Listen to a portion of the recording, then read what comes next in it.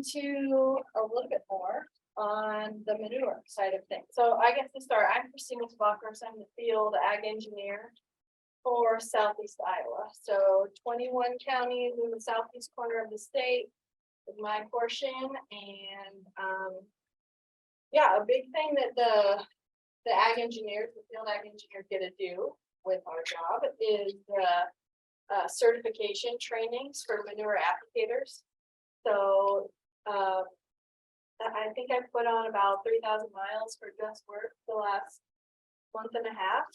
We do a lot of meetings and talk a lot about manure, so it's like fresh in my brain right now. So this works perfectly. So the field ag engineers, there's currently 5 of us, split up the state, split up these meetings. And this is a portion of the program, a program that we put on. We did one online last year, and we've done various ones in person across the state. We call it the Buying and Selling Manure Program. And so this is one segment of it, talking about valuing, how we might take a stab at valuing that manure in the pit if we're selling it or buying it. There's a few other segments. Some of them are equally as important, related to like the regulations.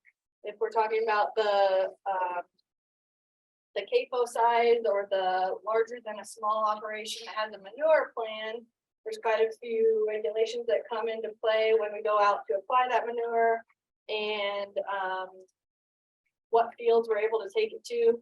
So that's a whole other segment. And I think we also have a segment in there about composting and stuff like that. So we'll get through this segment to talk about how we might value that manure. And I'll be curious to hear what you guys think, if you've bought or sold manure, how you guys have handled this, and what you see in the future. Is there going to be more buying and selling of manure, and that kind of stuff. So feel free to stop me anytime and we can talk about stuff. And I might pull up a few of the web pages that I will talk about to get to show you guys the other resources that we have too. So okay, so Lee said he'll never look at putting the same after these after seeing these slides, which you can't thank me for this. This would be all Tony. Tony is the ag engineer down in Southwest Iowa, so he's got a sense of humor. And so all of, this picture is just to point at, when we're talking about manure, we're just taking, if we're valuing it for the nutrients in there, we're kind of taking a stab or a best guess at what we think is going to be in there when we're out actually applying the manure. There's a lot of losses that can happen from the time of sampling, taking a sample and getting it out to the field. There's a lot of losses after it's in the field. You guys understand this, that manure is a highly variable product. It's not like that fertilizer we're buying that has a guaranteed analysis. We're taking a stab at this variable watery product and using it for crop production. So our best case for valuing it based on the nutrients that are in it are grabbing good samples from the manure, grabbing them frequently, having a history of samples to know how each barn, how each pit, what the nutrient level look like over time, and understanding how production and management of the pigs and in the barn can change that manure nutrients as well. So our best case, we're getting a lab analysis done pretty regularly. We have a history of sampling, and we're going off of that when we're looking at the value of that manure. So I'll refer to this website many times, but this is the Iowa Manure Management Action Group website. If you just Google Iowa State Extension Manure webpage, it will pop up, and we've got a lot of resources on here. One of those being service providers. So you can find manure planners in there, and you can find a list of soil and manure testing labs. So if we're talking about a manure management plan site, the DNR is going to require that you use a certified lab to get your soil sampling done, as well as your manure sample, same thing. So we have a list on here of, it's not an inclusive list, there's probably others, but labs that the DNR accepts and the state accepts, IDOLs would accept in terms of sampling soil and sampling manure. So finding a lab that works with manure regularly is gonna be an essential part of it too. But you can find that list in the service providers tab there. And then collecting a sample. So does anyone here sample manure? What's your best favorite way to sample your manure? What do you trust the most? We use a PVC pipe with a golf ball at the bottom. We try to do it before we apply. Okay, so you get a depth sample all the way down, try to get all the way down, yeah. Okay, anyone else do it differently? Anyone grab it from the tank after they've agitated? Okay. Yeah, okay.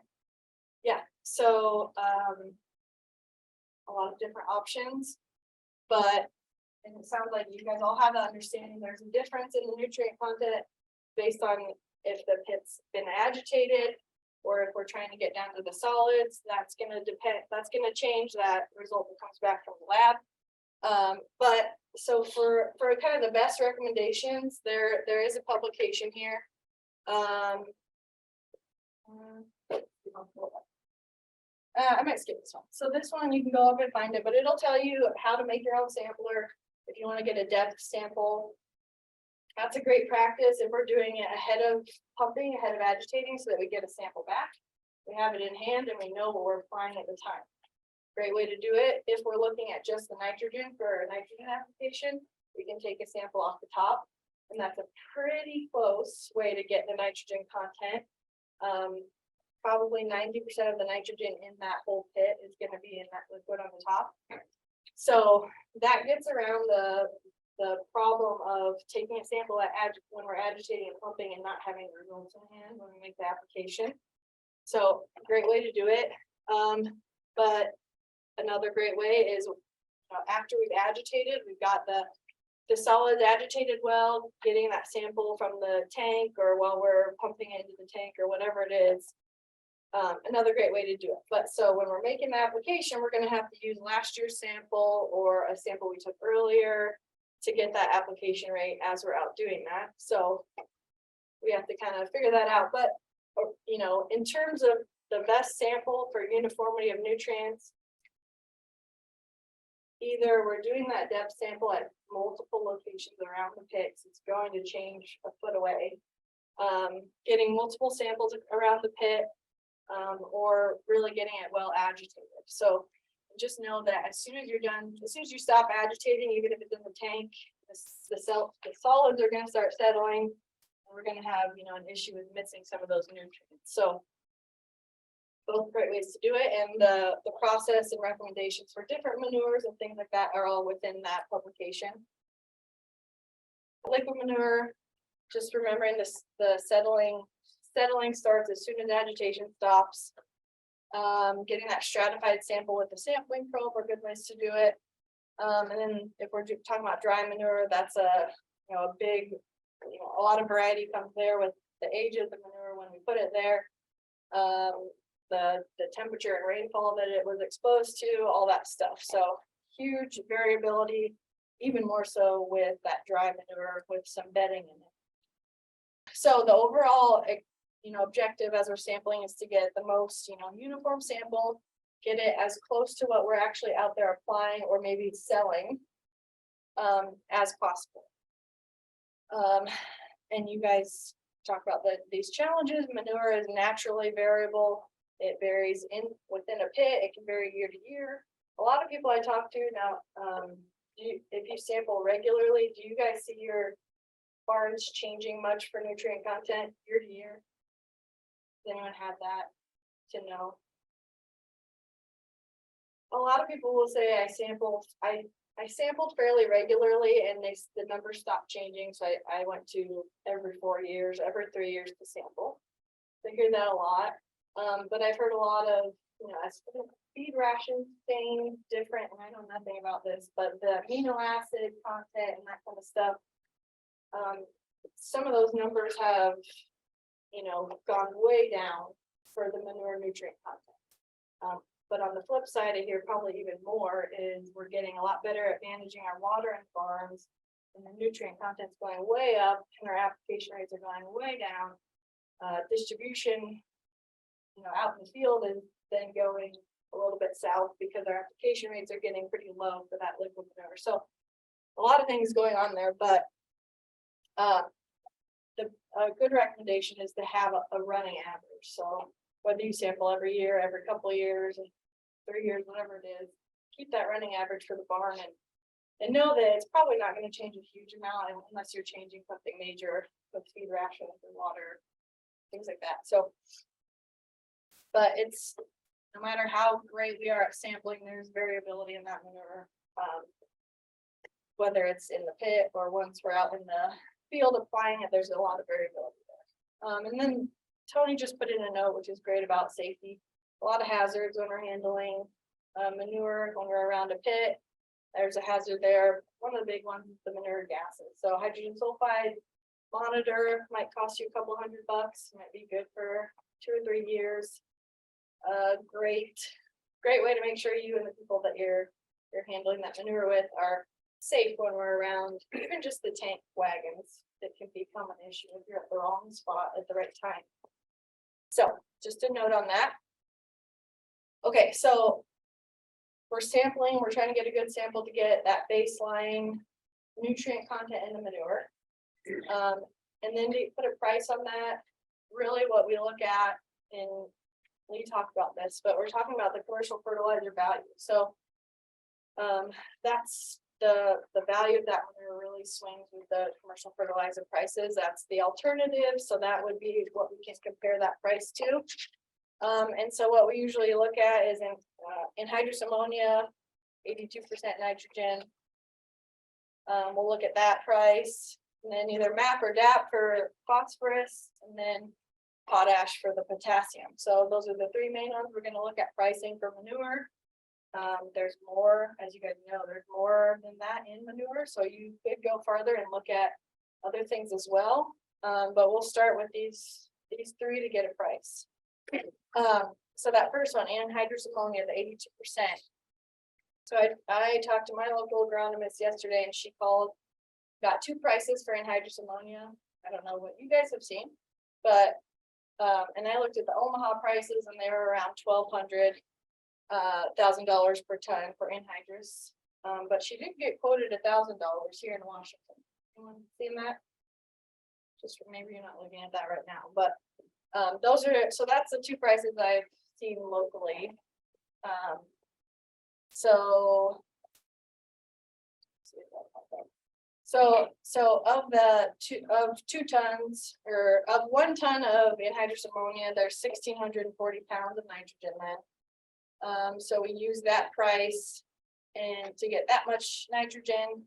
So for 1 unit of nitrogen, we're going to be somewhere between the 61 cents to 73 cents per unit of, or per pound of nitrogen. Right, and I think when prices first went really crazy, right when they were peaking, when we were up to like $1,400, $1,500, $1,600 per ton, you know, we're a lot closer to the dollar per pound of nitrogen there. All right, looking at MAP, it's 52% P2O5 there. So doing the same thing, if you take out the price of nitrogen in that, it comes out to 66 cents a pound of P2O5. But if you're looking at this for just the phosphorus value, if someone's applying it for just the phosphorus value, maybe you ignore that nitrogen, it's up to closer to 82 cents per pound of P2O5. All right, potash, we do the same thing, 60%, about 50 cents a pound. Right, so we've got the most recent value of the nutrients in the manure, the 3 main ones. And then, like I said, there's the other nutrients that can sometimes be pretty important too. Sulfur is one. In some manures we're talking about, there's value in the organic material and all those types of things too. Liquid swine, these are probably the big ones that we're looking at to have potentially additional value on top of the NP and K. So in a similar way, you can compare that price. So here's a part of the sample results as an example to look at. So this was a manure sample, liquid swine finishing, I believe. And so you gotta pay close attention when you get your sample results back, because as you can see down the line, they've got availability pounds per 1,000 gallons. Every lab does that a little bit differently. So when we're when we're looking at manure, we want to just look at, per 1,000 gallons as received analysis. Because every lab has a different assumption for how much is available the first year, and we'll talk about what Iowa State would recommend next. But so per 1,000 gallons, we've got ammonia and nitrogen. So that would be that inorganic form of nitrogen, an organic form of nitrogen, and then the total nitrogen, which is the sum of both. So 56.6 for that, phosphorus 37, potassium 28. So pretty standard finishing manure. Total solids down there at the bottom at 9%, might be a little on the upper end. But for a liquid manure, this is what we would pull. Pretty common numbers. So we take those, maybe we're using last year's sample to price it, maybe we're using a sample we took before application to price it. Maybe the best thing to do is use a couple years back and average them, if there is a little bit of difference there. But with that history of sampling, you'll know what's a good representative sample result.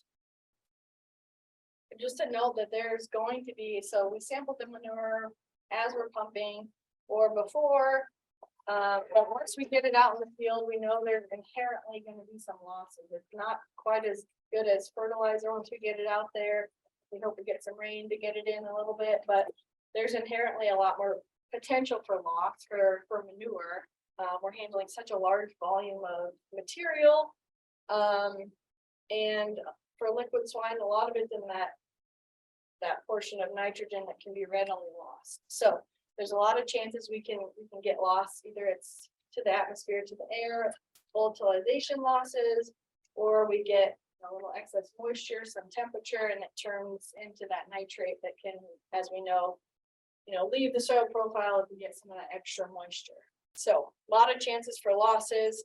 So pricing is going to be, figuring out where you find from the pit. We can give it a price, but we just know there's going to be a lot of chances for losses after that. So if you would follow this publication here, this would go into it's using manure nutrients for crop production. So it would talk about what we can, based on research, what we've seen as the potential losses that we see after we've applied that manure out in the field. So let me talk about liquid manure, putting it on the surface and not incorporating it right away or pretty close to right away.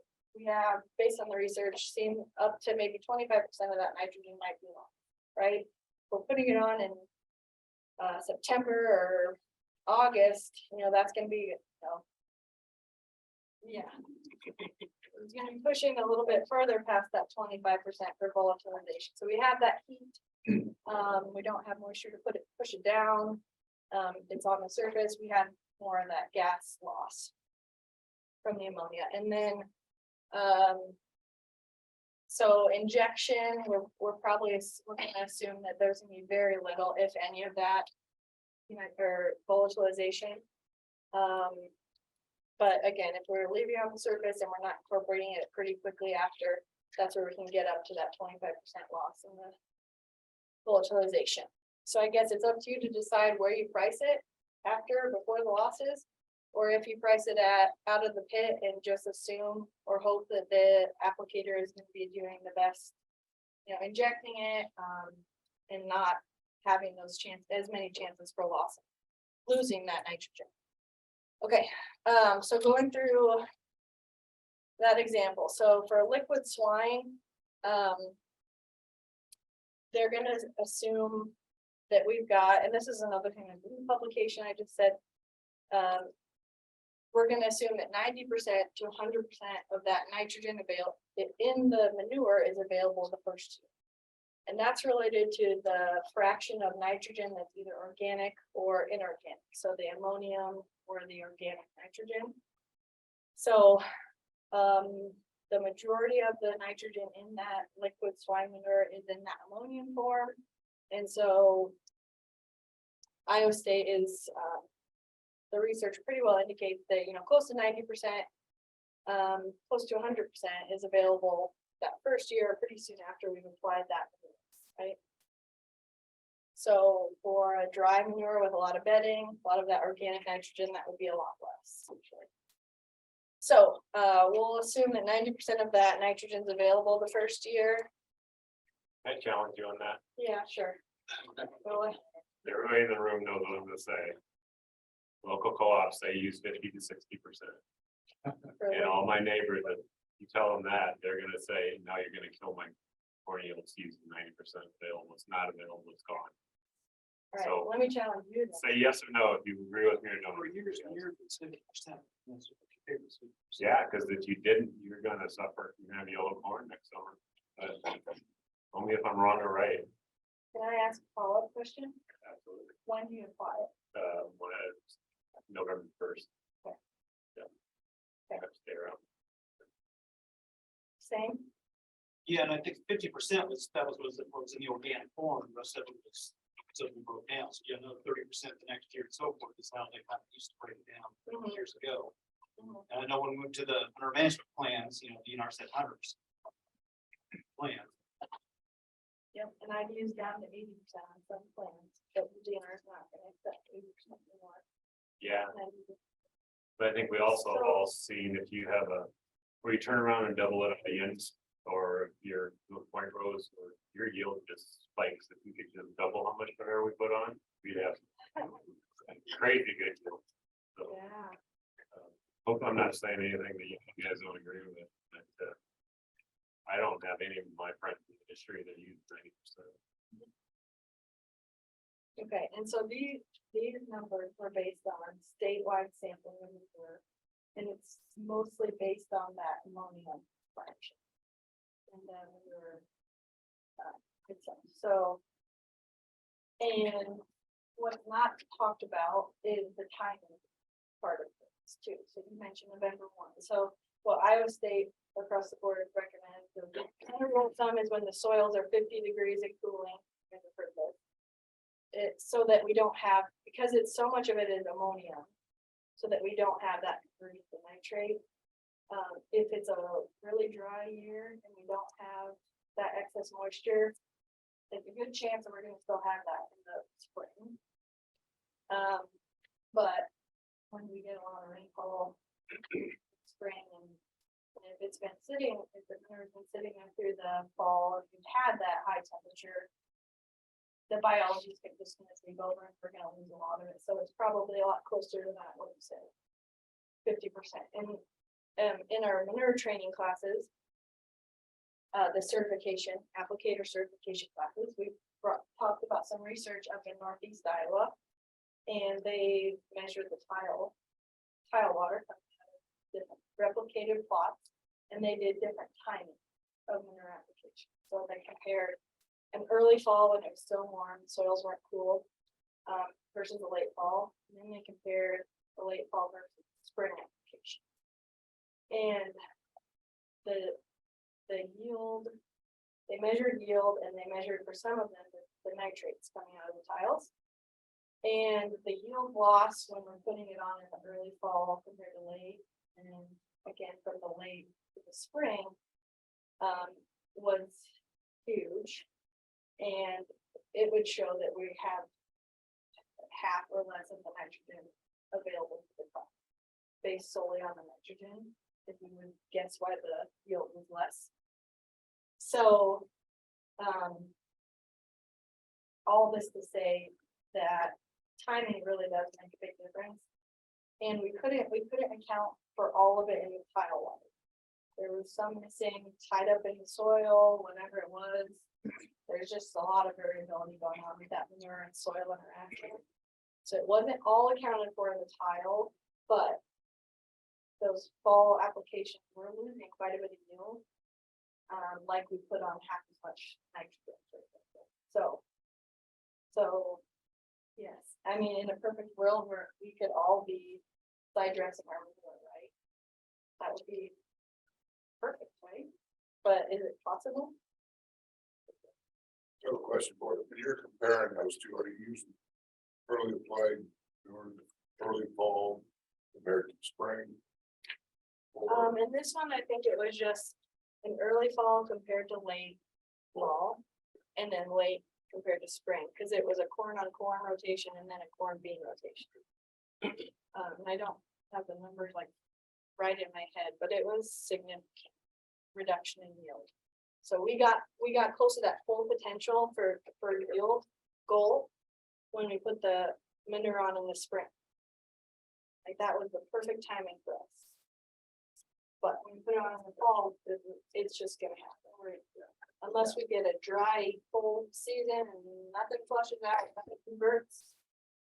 It's just inherently part of. I think that's the challenge, is every year is different.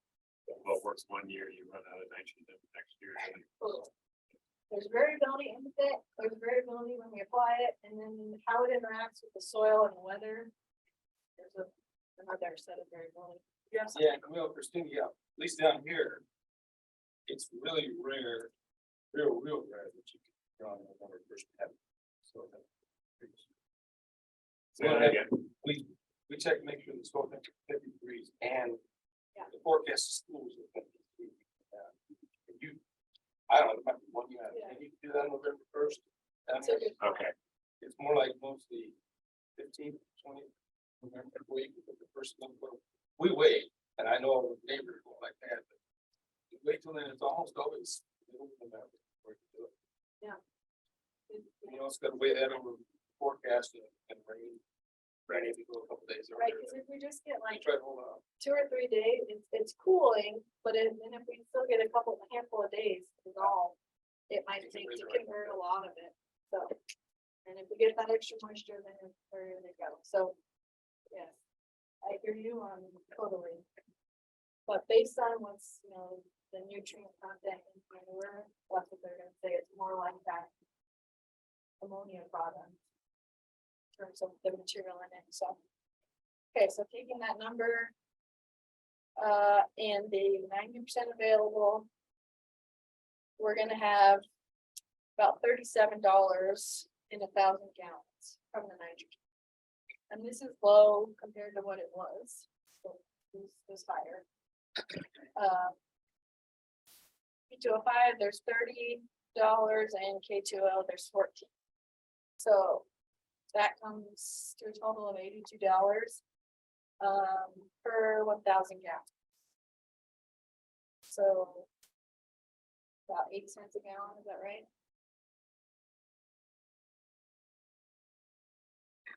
So this is looking at from the sample I took, maybe right before application or whenever, that's the dollars of nutrients that we think the crop is gonna get if we apply it at the best time possible without losses. So that's what that number is. And so you could choose to skew the price if you know that it's only feasible for us to apply it in the fall. That's like what's the only safe thing. Maybe we could skew it a little bit, maybe not account for quite as much of the nitrogen. So, or you could add value by putting in some of those micronutrients. All right, so this is going on, probably pull up. So all of these calculations. I figure out where my mouse is.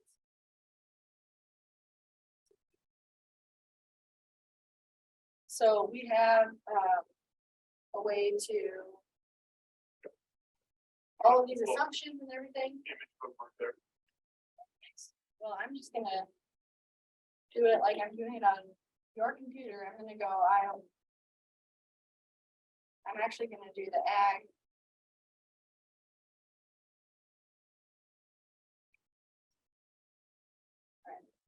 Ag decision making. It's nice to see you have the mirror big book.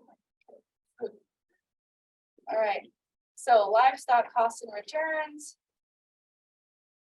And then there's a bunch of files, and if we go to profitability, there's one for value of manure nutrients. So there's a PDF that talks a little bit about kind of what we're talking about. And then there's this manure calculator. So if you're okay with Microsoft Excel, you can use this. this is where you find it. On my screen.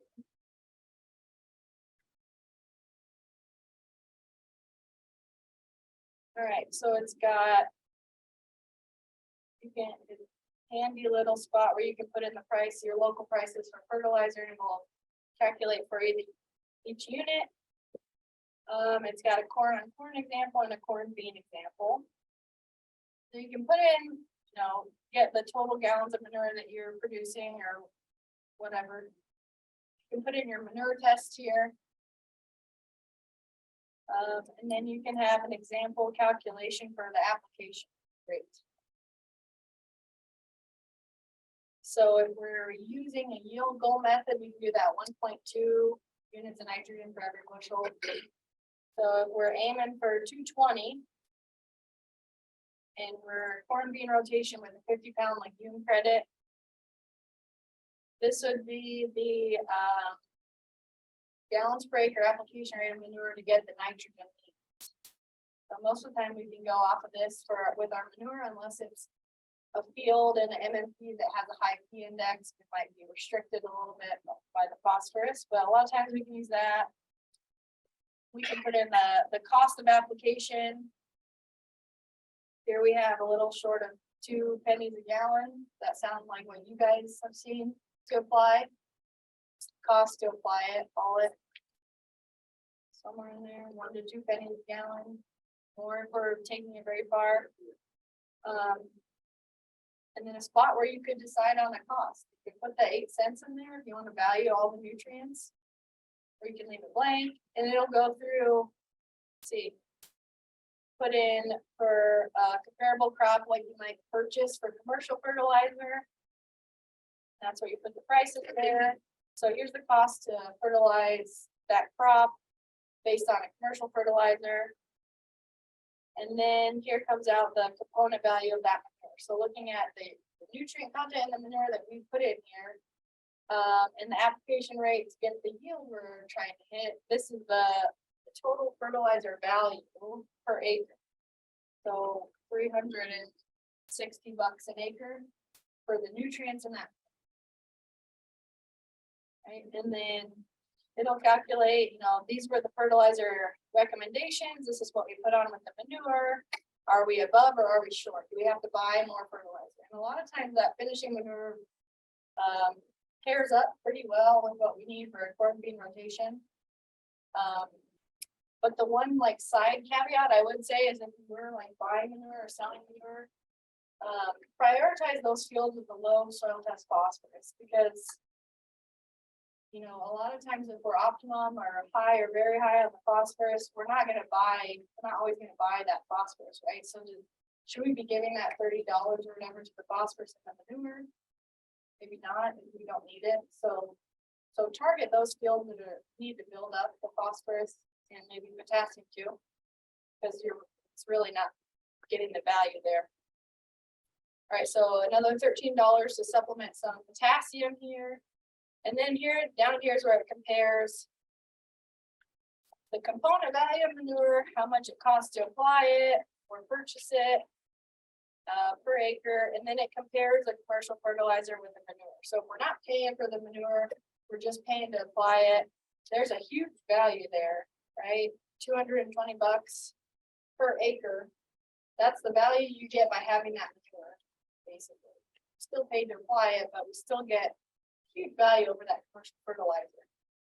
Now, if we go in and put in that, let's say we value all the nutrients in it, we think we're going to apply it, and we're going to get all the nitrogen, all that, we're going to price it there, and now we've lost that value, or that advantage, right? But this is where you can kind of play around with. If you were setting up or making a deal on this is where you can kind of play around with that. Still finding a value that works for the nutrients you think you're going to get out of that manure compared to a commercial fertilizer, since that's our alternative. Okay, so does everyone think they'll be able to go and find that spreadsheet? Ag decision maker. So for those deals that you're making, that would be a really good tool. and maybe a good starting point to kind of discuss that.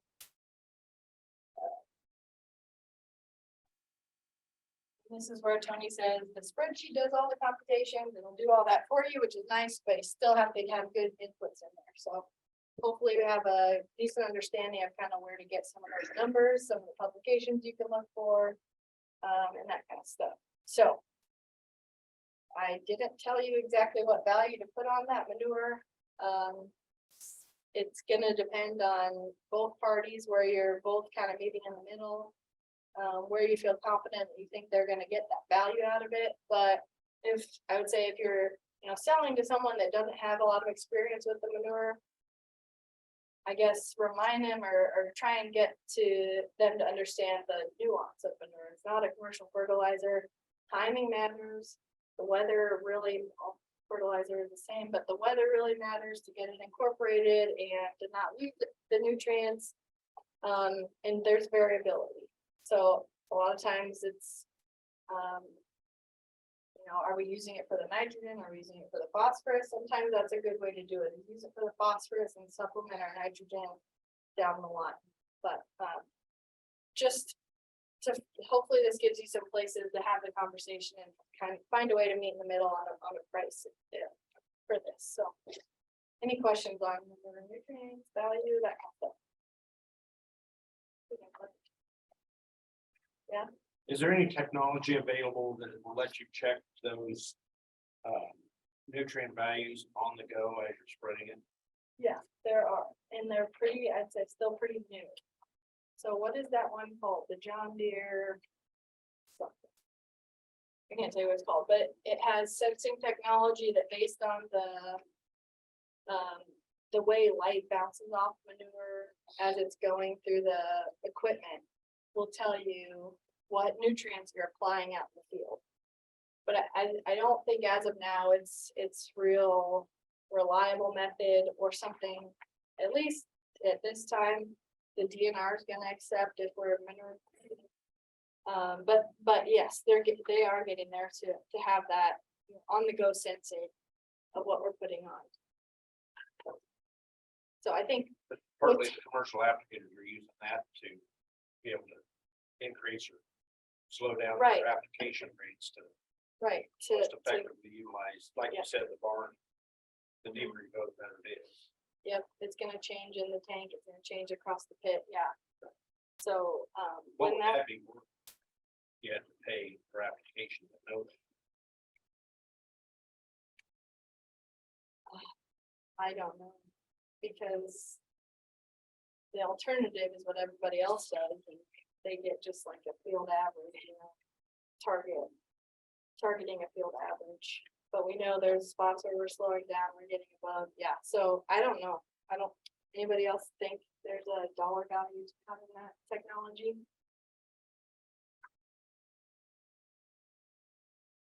Sure there would be. I mean, if you get more, if you extend the gallons, it obviously is gonna, or more precise application should reflect also the yields and everything too. But yeah, if you guys did any trial work, it's that technology and all. No, but I think is Dan doing it now? does he? I mean, does he have data out there now? No, I think we're still working on it. Yeah, so yes, they have that. Equipment, they're looking at it, but I don't think it's there. But that would be, yeah. So what we found is like every fourth year, we'll variable spread before beans just to even the field out, and the manure doesn't quite cover the P&K. And so basing it on nitrogen needs, I don't know what you're finding, but with using phytase, which reduces how much phosphorus in the manure, we're not quite getting quite enough P&K. And that may change if we go back to feeding more sodium meal and less amino acids. I think we're going to do that. And that's what I'm here to do, to change that. And reduce the value a little bit. Right. But there is some interesting technology coming out in the manure field. And some of the stuff we talk about for our manure applicator trainings right now is in season manure application. Does anybody think they're gonna be doing manure side dressing or in season application anytime real soon? some people. Yeah, there you go. Totally. Yeah, so. Figure out how to do it, short window. Yeah, so we, in our trainings, I've showed some, they had a field day in Ames last year, they brought an in-season applicator, side dress with some pretty small hoses. It was really slow, it applies, it lays a hose out, it goes down the field. Applies half the application, and then applies the other half going back while it reels up the hose. Moves down and does it again, so that's $1 million machine, but I think it's 122 guys. But Dan is getting some equipment right now that's closer to the $250,000. And I think they recommend about 150, 160 acres for this one unit to irrigate and apply some manure in season. So Dan, looking at, can we get our money back from something like that? Because we're gonna get benefit from the nutrients when the crop needs it.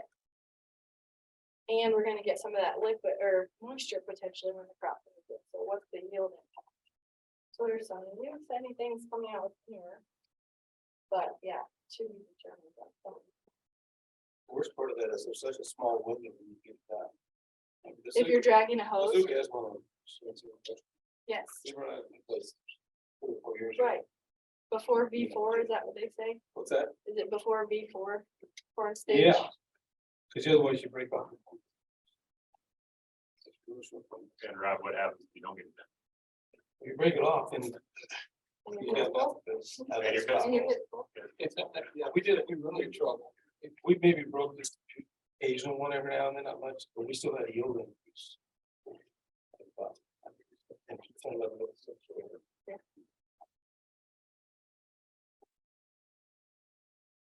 All exciting stuff. So, all right.